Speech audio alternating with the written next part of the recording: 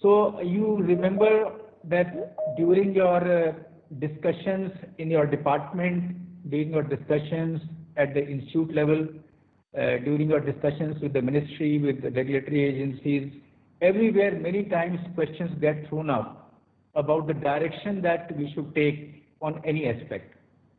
And if we have gone through this NEP, it will be very helpful if we can incorporate the relevant paras in our discussions. Because using those paras, we will be able to develop and evolve each one of our departmental entities, institutions, practices, Senate practices, board practices, everything can be steered in the direction so that it comes more and more in alignment with the national education policy. If all of us are not geared up to this steering opportunity, the national education policy will remain a piece of paper which will not reflect on the ground. So the onus is upon us. Now, we should not also wait for the government or for regulatory agencies to come up with the implementation schemes or implementation methods. If we get into that, again, we will be missing the bus. As I said, that there are specific paras focusing on each of the topics that we often discuss within our own domains, within our own departments. We can pick up those paras, we can bring them in the discussion and accordingly make far-reaching progressive decisions. Today, if I, as a faculty of a department, if my head tells me that, sorry, this is not a good idea, if I go and tell the head that, sir, this is what is the direction given by the national education policy, my head will think twice. He will think again that, okay, acha, it is there, then let me think again. Similarly, we all hold the departmental faculty meetings. If we go into those faculty meetings by extracting these paras, the discussion will be very informed, the discussion will be very productive, and we all know that implementations take time, things do not change overnight, but if we keep on saying that things do not change overnight, we will miss, again, not take the right direction. So it has to be the right balance.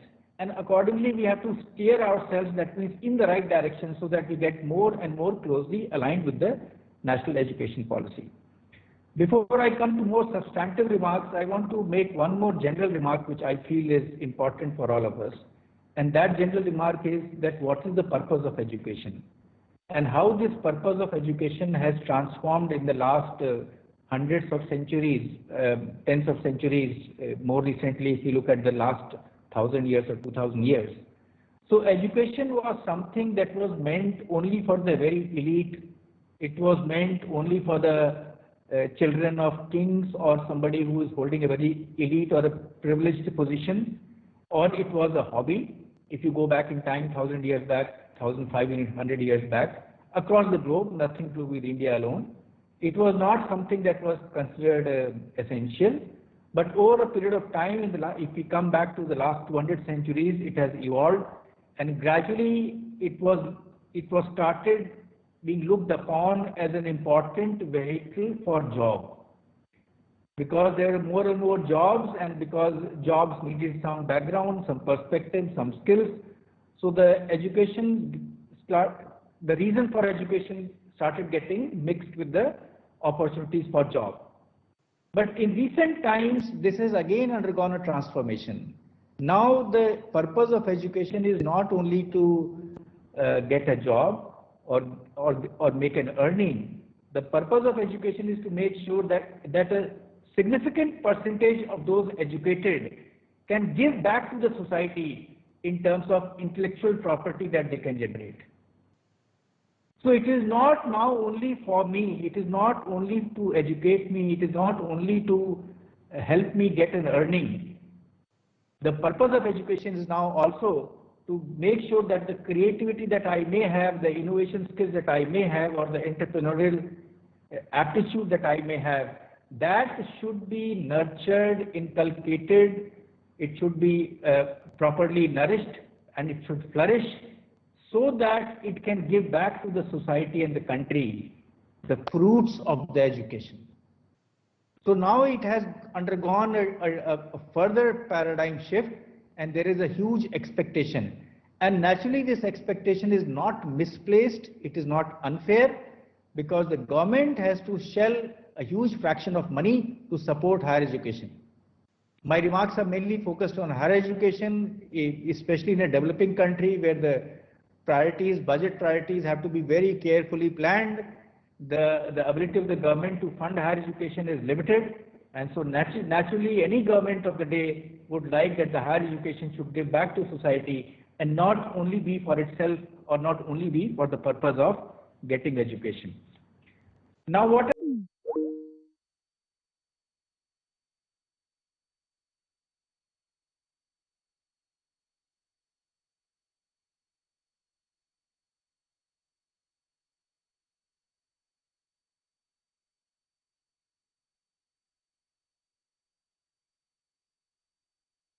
second keyword is creativity, and third keyword is entrepreneurship. Of course, there is a skill-based phrase also, but I will not be focusing on that.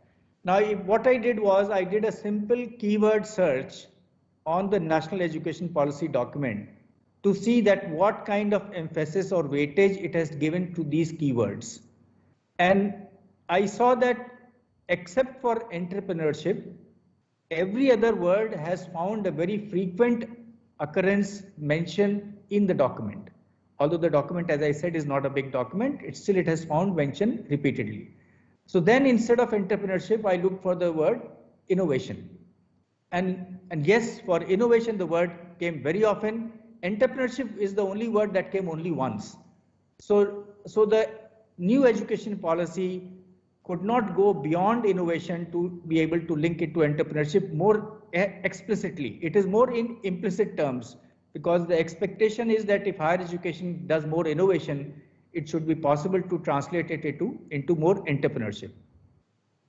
So what I've done is that I have taken out some paragraphs, some quotes, and I felt that some of these are representative quotes of the national education policy, which in some way define what is the intent behind these keywords when they appear in the policy. So first I will point out two paragraphs which talk about multidisciplinarity.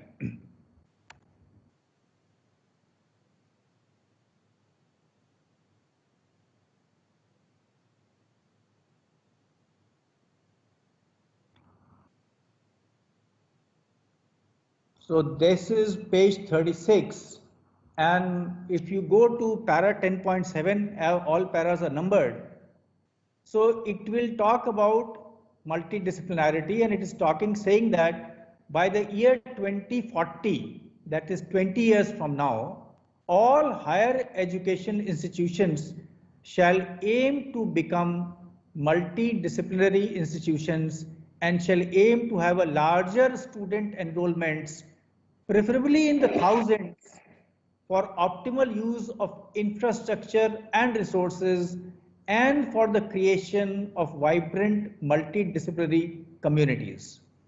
Since this process will take time, all higher education institutions will firstly plan to become multidisciplinary by 2030. We have got only 10 years. And then gradually increase student strength to the desired levels. Before I come to the second para that I want to quote, I want to talk a little bit about what is meant by multidisciplinarity, and let us spend a little time to understand this very important word. So essentially, again, if you go back to historical evolution of education, and because we are all talking about NITs and IITs because this function is done by an NIT, so let me take the example of engineering. If you look at engineering, classically engineering started as only one discipline. It was military engineering. And over a period of time, then people thought that engineering is required by civilians also, and then came civil engineering. So first it was military engineering, then it came civil engineering, and after that came mechanical and electrical, and then gradually in the last century we see the evolution of so many engineering disciplines, whether we talk about chemical engineering, which came out of mechanical engineering, or we talk about electronics engineering that came out of electrical engineering, or we talk about computer science and engineering that came up from electrical engineering again, or we talk of aerospace engineering that came out of mechanical engineering. Why was these disciplines had to be fragmented?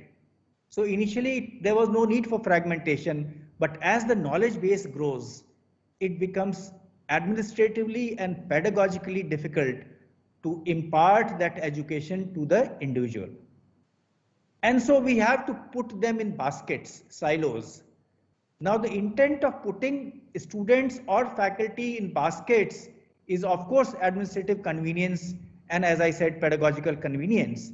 But that should not lose sight of the main goal. And that main goal is that after all, we should not lose sight of overall engineering. And that is what is multidisciplinarity or multidisciplines. Because if you go to a factory, if you go to a practical life, if you look at a product, if you look at any service, it will be very difficult to say that this product or this service is coming out of only one engineering discipline. Look at the mobile phone. Which discipline can say that without it the mobile phone can survive? Can mobile phone survive without metallurgical engineering? Can mobile phone be made without chemical engineering? Of course, we know that it needs electronics, electrical, chemical, all these things it needs. But the importance that this new education policy is conveying is that let us not think only in terms of silos. Over specialization is necessary, but it can be counterproductive if we lose sight of the overall picture. And that is why this word multidisciplinarity is coming again and again. And that brings me to the second para of the new education policy. It says very interestingly, and this is para 10.11, single stream higher education institutions will be phased out over time and all will move towards becoming vibrant multidisciplinary institutions or parts of vibrant multidisciplinary higher education institution clusters in order to enable and encourage high quality multidisciplinary and cross-disciplinary teaching and research across fields. Let me not read the full para. Let me instead cite an example that all of us are very familiar because we are coming from engineering institutes. Our students, when they go out, do they do only engineering? In fact, even in our education system, if you look at modern engineering education, we have infused a good amount of humanities. We infuse a good amount of sciences. We do a good amount of the management skills and all different kinds of electives. And over a period of time, again, if you look at evolution only in the country like India of the curriculum, you will see that the core curriculum the percentage of core curriculum has shrunk in the last 50 years. So in some sense, the new education policy is capturing what was already evolving, but it will help us in carrying forward this discussion more meaningfully towards multidisciplinarity. In the interest of time, let me not spend more time on this, and I'll go to the second part of what I want to talk about, and that is I want to mention the innovation, because the entrepreneurship word does not come, so instead I will use the word innovation.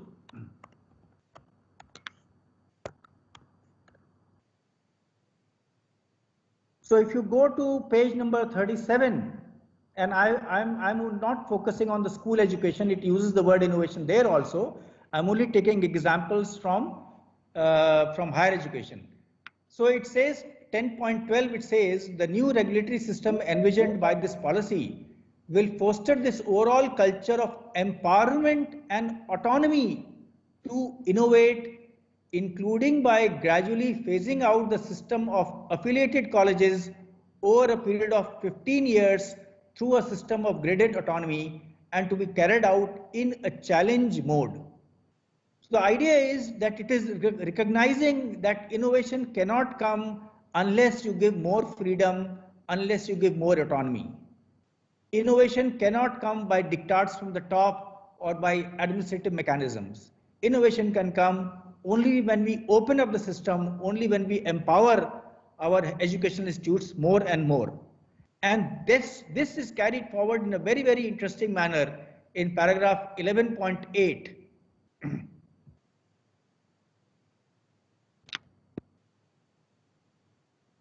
So it says that, sorry.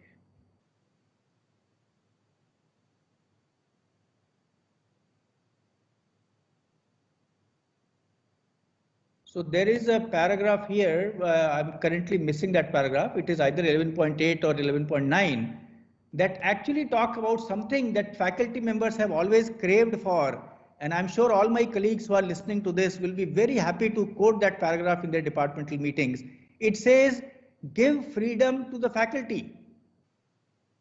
Give freedom to the faculty to design the curriculum, not only in terms of teaching, but also in terms of assessment practices. Again, I'm not meaning to say that we should completely remove all regulatory mechanisms. What I'm saying is the direction to go is, please have more confidence in our faculty. Please empower them more and more. Yes, some amount of regulation is there, but if we cannot overnight remove regulation, but if we want innovation, if we want more and more teaching of freeing the mind of the student, the mind of the student cannot be freed unless we free the mind of the teacher. And that national education policy, new education policy has realized, or has actually emphasized, not only realized. Now this brings me to the third keyword that I wanted to talk about. I noticed some echo. Maybe somebody's microphone has been opened. If you can close the microphone. So I'll come to the third part, that is creativity. And here again I would like to quote two paragraphs.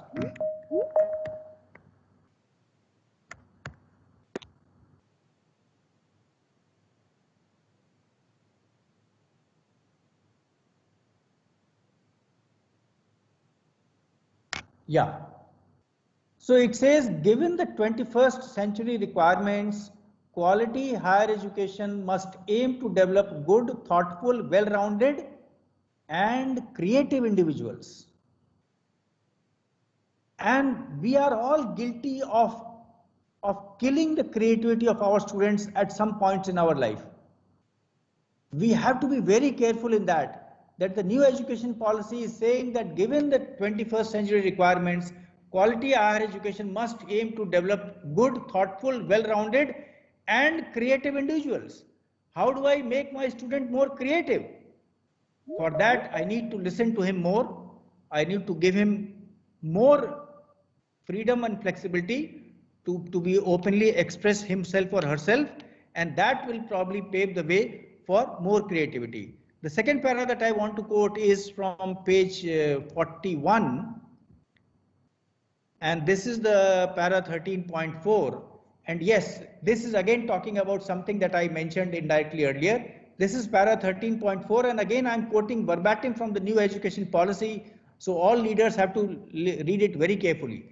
Faculty will be given the freedom to design their own curricular and pedagogical approaches within the approved framework. So it does use the phrase within the approved framework, including textbook and reading material selections, assignments and assessments, empowering the faculty to conduct innovative teaching, research and surveys as they see best, will be a key motivator and enabler for them to do truly outstanding and creative work.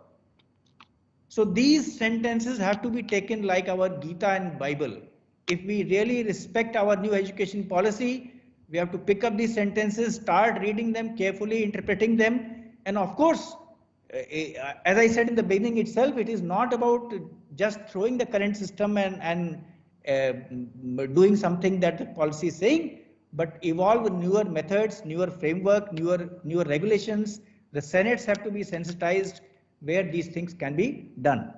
Last point that I want to make is that our country has been proud of that we have the largest number of scientific manpower. We produce a large number of very qualified engineers. We are proud that our engineers and scientists are the best in the world. We are proud that if you go to any developed world, you will see that it is our students who are making that country move. The question is, what is it that we can do so that our own students can make our own country move also? And here we have to go deep into the word entrepreneurship. Entrepreneurship essentially is saying that academic research is very important, but let us not be satisfied only with the recognition that we get from our academic peers. If my fellow faculty, my director, other directors, other professors are happy with my research work, I'll be very happy. If I get an award or based on my research work, I will naturally be very happy. But the entrepreneurship policy is saying that please also look in what ways you can translate that into wealth of the nation.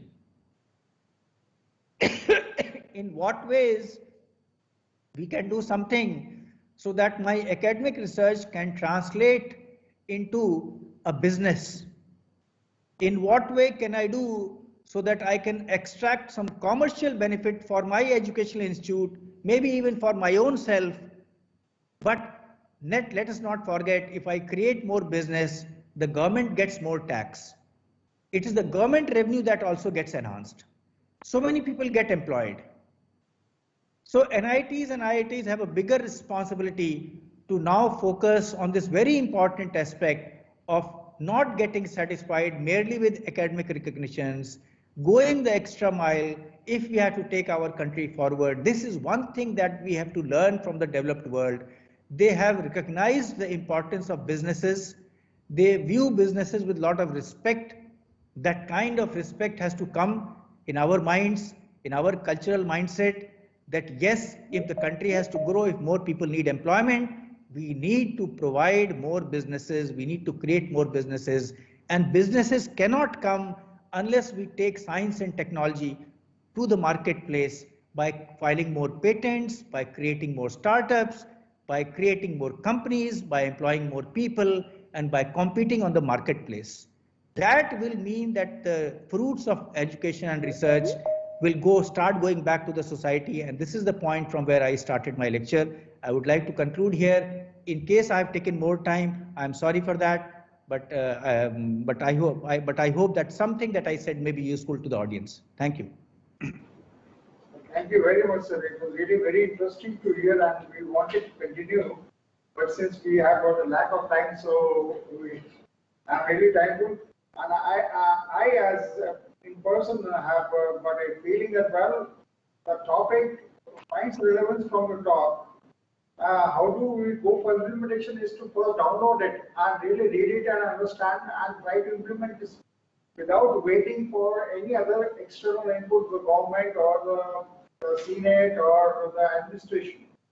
So that's really the one which has to come up, and that's the way probably we can move forward and get the things, the one which is really a good one. The country has come with a new education policy in 20 to have a greater service to the nation, and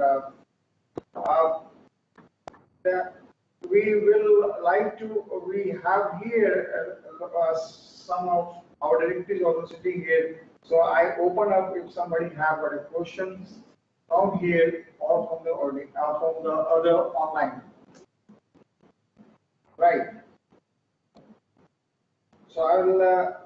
I have got some questions. I'm just waiting for somebody here directly. Okay. So I'll first go to Professor Thomas with one topic which some of the participants wanted to know was the skill development that you talked about, how to make it more the skill development centric education for a multidisciplinary theme. That's the theme of the new education policy. This question is for Professor V. Thomas. How to enhance skill development? The skill development to cater to the multidisciplinary education. Okay, I can give an example for skill development. We here in NIT Trichy, we have created a center of excellence in manufacturing. So what we are doing is we have tied up with around 40 engineering institutions, both at degree and diploma level, and the students from all these institutes are coming down to our center, and we are imparting skill development to those students so that their employability enhances. And many of them have got placements because Trichy is a manufacturing hub. So a lot of opportunities if they have training in manufacturing. So this is one example. So similarly, each institute can look around what is the need of the neighborhood and use the existing laboratories for skilling students from other institutes or even schools for that matter. Thank you, madam. There's another question again for you is one person says, I have heard that you have a UG certified trainer for the women capacity building. What are your views over the support for women from rural background in NEP 2020? Can you repeat the last part of the question? What are your views over support for women from rural background in NEP 2020? Thank you. Again, I can give an example what we have done. See, a lot of women, because NITs are set in rural background. For example, we have around 200 villages around NIT Trichy. So recently we got a DST project.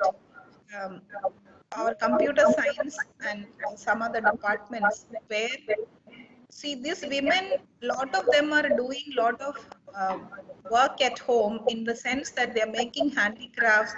They have small scale industry at home itself. They are doing something on their own, but there is no market for their products. So what we did was, this project was to create an e-marketplace so that we can connect these products with the buyers. And this was implemented successfully so that the cooperative societies around where only for women came together and we connected with them with the buyers. That is one. We do skill training for the women entrepreneurs around so that they can do it in a better manner. I don't know whether that was the question asked for, but this is what we are doing for the rural women. Thank you. And of course, another initiative I would like to say, for JEE coaching, suppose they want to come up in life and study in an IIT or an NIT, JEE is the entrance test.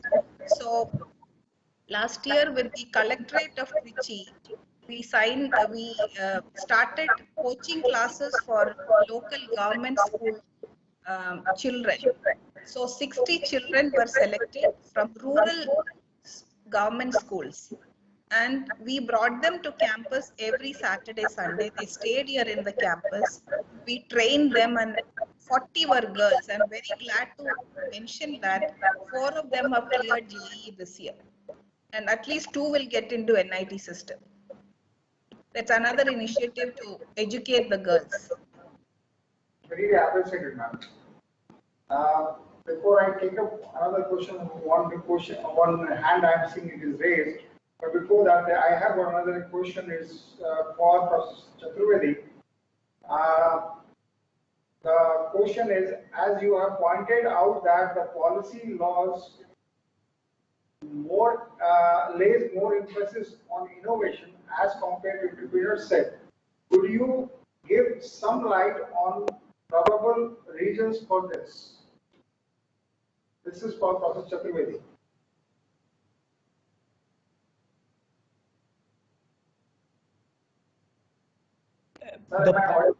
Yeah. Let me respond. See, a policy document by its very nature cannot afford to be too long. If it is a very long document, then it becomes restrictive and also starts entering into the implementation domain. Policy document by its very word to set directions, not get into the nitty-gritty of implementations. And that is why it was more sensible at the education level to talk about innovation rather than go beyond education level to talk about entrepreneurship per se. Because what is expected is that entrepreneurship will come as an outcome of innovation from higher education institutions. So with that reason, entrepreneurship word has appeared only once, but innovation word appeared has multiple times.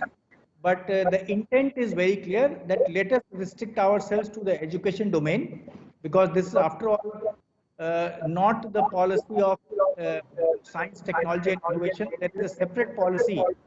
In fact, I would remind the audience that there is an STIP, Science, Technology and Innovation Policy. There the mention of entrepreneurship is coming more often, because this is the new education policy 2020. So in that sense, the word innovation or innovate has found more mention. True. I hope I answered. Thank you, sir. So then there's one, just I will take one last question, again for you, sir. The question is, how and what do you think that a technical institution needs to be reshaped to align with the norms laid down in NEP 2020? See, we are too much driven by our assessment methods.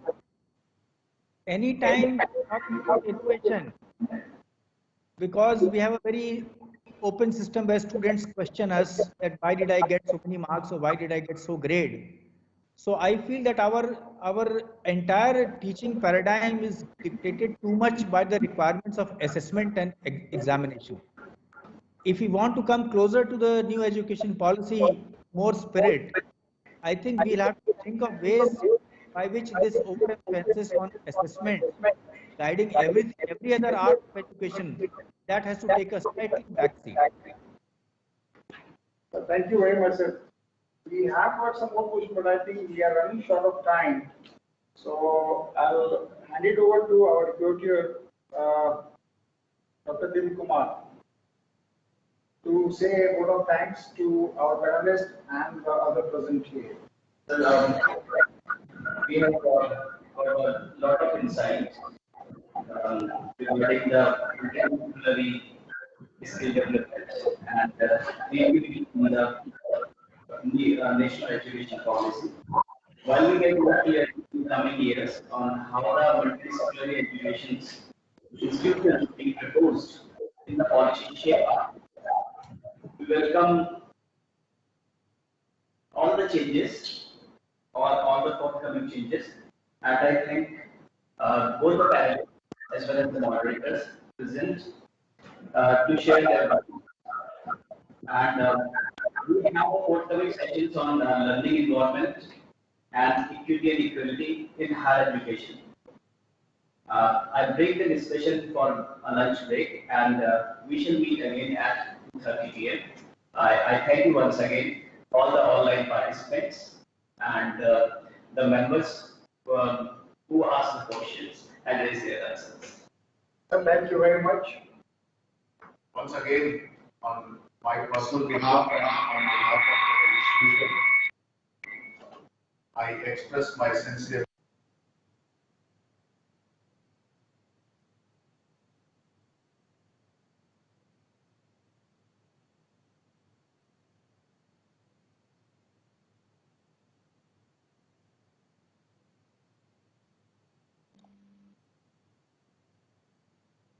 I think you are muted, Professor Tripathi.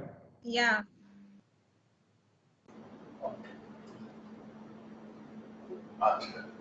So, a special mention to Professor Ramana Rao, Director NIT Warangal, and mention to Professor Nagbhushan, who is Director IIT Allahabad, who has joined us since from the inaugural session.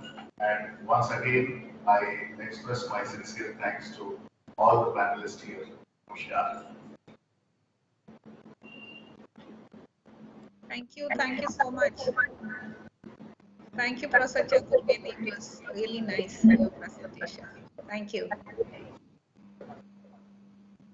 Thank you, Professor Tripathi. Thank you so much, Professor Singh. Thank you, Madam. Thank you.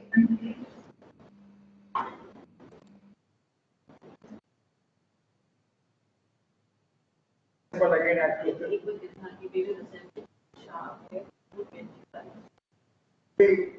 Again, reassembling sharply at 2:25 for the after lunch sessions. Thank you very much, all online participants.